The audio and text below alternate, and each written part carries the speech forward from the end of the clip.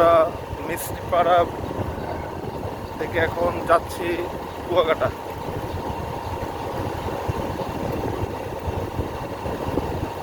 ভিতরের রাস্তাটা নতুন হয়েছে, অনেক সুন্দর। আমরা ওই দিক থেকে প্রথমে গঙ্গাবতী চর হয়ে মিনি সুইজারল্যান্ড গেছি। মিনি সুইজারল্যান্ড থেকে মিষ্টিপাড়া, তাঁতপল্লী থেকে বের হয়ে এখন হচ্ছে গ্রামের ভিতর থেকে রাস্তা দিয়ে একবারে কুয়াকাটা যাব।